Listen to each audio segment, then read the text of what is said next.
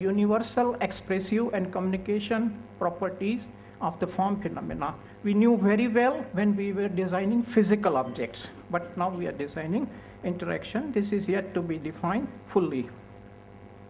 So many man-made objects do not have this property. Also, everybody wants to have a competitive approach, thinking his approach is based, different points of views, different behavior. It creates a lack of self-evident form, even when everything else looks same. So at one hand, we have great variety and we can identify. Other end, everything looks same, but there is whole deal of confusion inside.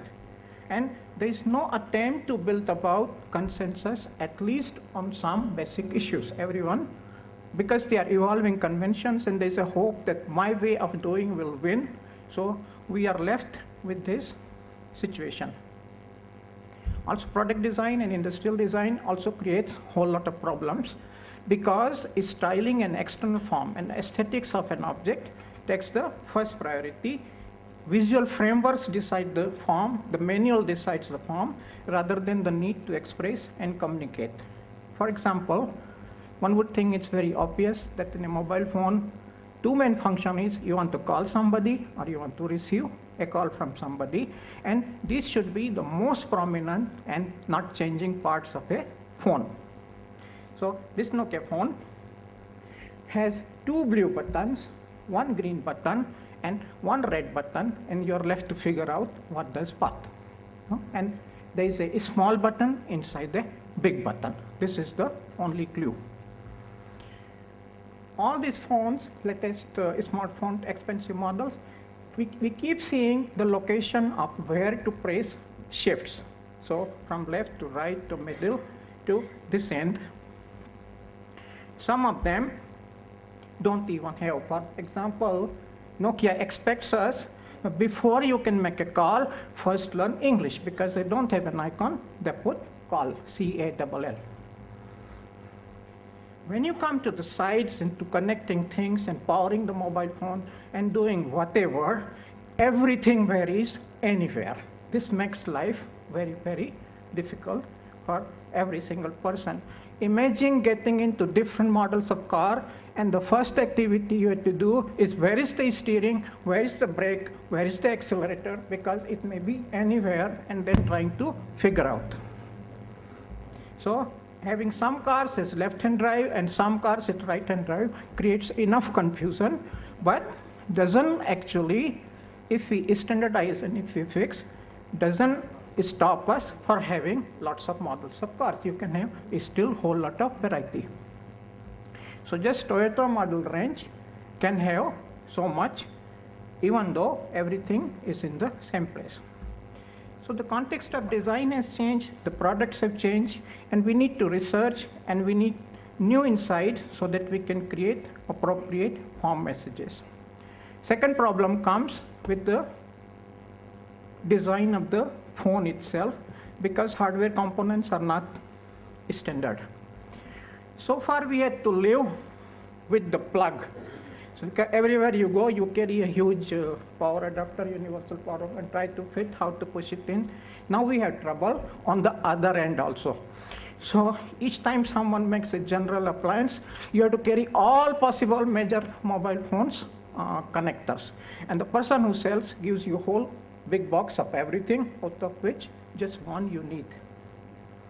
So we have these kind of course, it's inventiveness and it's solving problems, but they need not be created in the first place, according to me. So just as in PC industry, you can, if you just standardize the hard disk component, the connections and fittings, and some kind of conventions and consensus comes, it makes very easy for people to develop products around these, because this creates whole new set of possibilities which the main manufacturers would not be interested. So the main technology trends which will lead to much cheaper solutions and much more sustainable and greener solution, for first are LED projectors with very large displays. So the small screen image you can see very big. Many products for solar power generating are getting increasingly cheaper, and faster communication technology So benefits of all of this, if you just standardize, become available to everybody. This is a projector, this is a mobile phone, solar, something can come here. So something like this size would be able to deliver quite a big image experience in a group setting. But to connect them, I need this much. Just to connect these two objects. And if groups start thinking, or if they have part of the range which allows this easy docking in the same place, then a whole new set of possibilities develop. Actually, all of computing and viewing and display and use is getting display centric, and this is the power of projection. From a small iPod shuffle, if you connect to a large sound source, you can fill the whole room, you can fill everywhere. The original source device needs to be very small. Image from a small phone, it's already HD quality, can fill this whole wall, and a soft voice can be broadcast throughout the world and have a great impact. So the origin source need not be very big or very complicated. And from personal devices, then we can move to group devices. For example, a group device we created in 2004, a community computer. Already changes, it's a projector connected to a computer, very similar to what when I showed. Already changed the classroom scenario in thousands of schools all over India. So when the question is of affordability and not being too able, more and more community solutions, group solutions, they will help a lot. The last question and the last point of view is the economic issue, and this is the one which is the biggest inhibitor to growth of mobile phones for inclusive growth. The cost of communication has to come down. There's no way the way it works it can make any difference. From the report we saw this morning, from the poor people, from bottom 75% in terms of individual income, they spend 25% of their income on mobile phones. That means they sacrifice on health, on education, on something just to be able to buy this extra charge on their phone, and this becomes a big investment because the other side is just looking at average revenue per user, and if it's not coming, they call it commercially non-sustainable. On top of that, mobile companies, though they allow us to talk, somehow don't talk to each other or pretend not to talk to each other. So they sell these expensive devices which is supposed to give me connectivity everywhere. I live in Singapore. For 3 days, just 3 minutes, for 3 days, I go to Thailand, my bill shoots up to 3,000.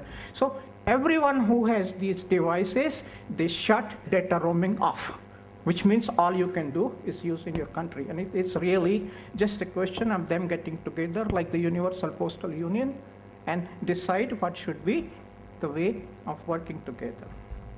The problem comes, actually we know spectrum is a huge economic resource, and there is a direct relationship between use of mobile telephony and a country's prosperity.